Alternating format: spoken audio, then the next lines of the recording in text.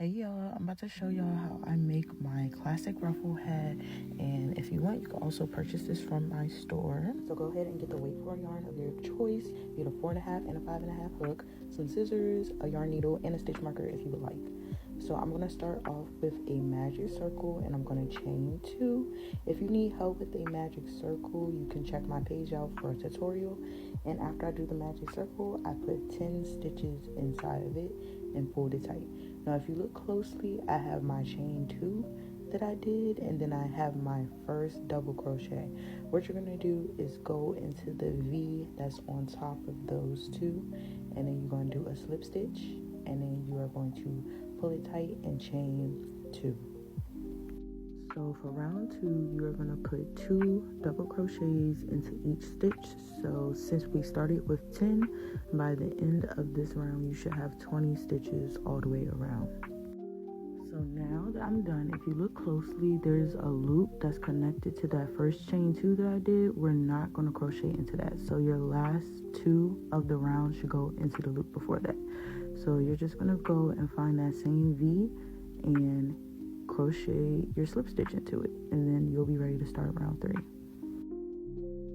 So for round 3, after chaining 2, you're going to do 1 double crochet into the first hole and then 2 double crochets into the second hole, and then you're going to repeat that all the way around 10 times. And this is just a close-up of how I close off the row. So for round 4, after you chain 2, you're going to do 1 double crochet into that same stitch, another double crochet by itself, and then you're going to do 2 double crochets into the same stitch.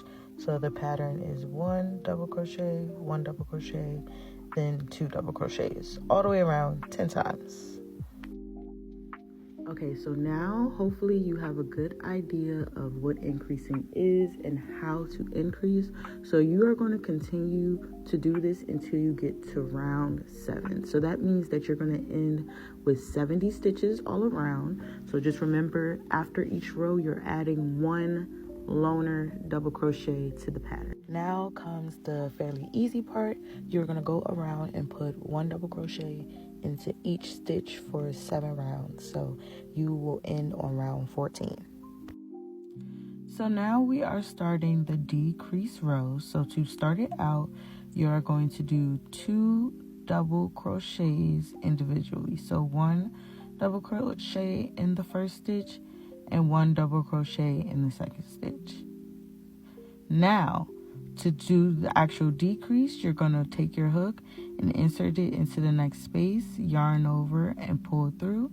Then into the next space, do the same thing, insert, yarn over and pull through, and it'll give you 3 loops. Then you are going to yarn over and pull through 2 twice as if you were closing off a double crochet. Then you are going to do an actual individual double crochet into the next space. And then you're going to repeat that pattern all the way around, and you will end up with something that kind of looks like a bowl. Okay, so next I am going to be switching to my 5.5 millimeter hook. I prefer the 5.5 because I like those big fluffy ruffles, and I feel like this is the perfect hook for that.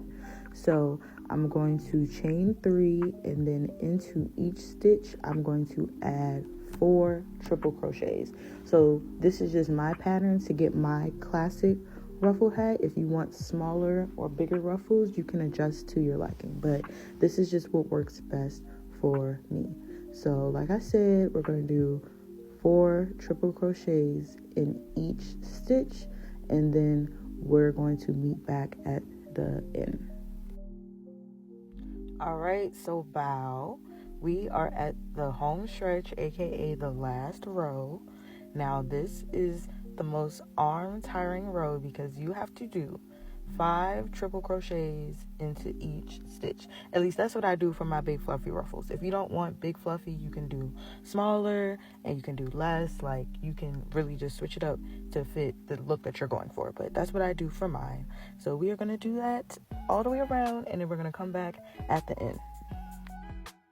Congratulations, we are done.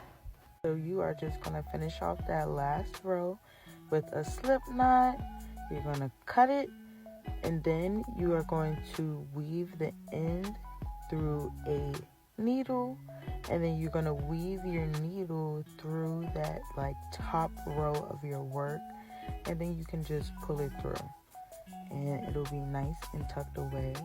I like to end mine off with a simple little knot, and then I just cut it off.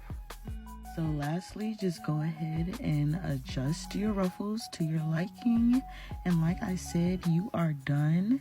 If you enjoyed this video, make sure you like, comment, share, save, all of that good stuff. And I'll see you next time. Bye.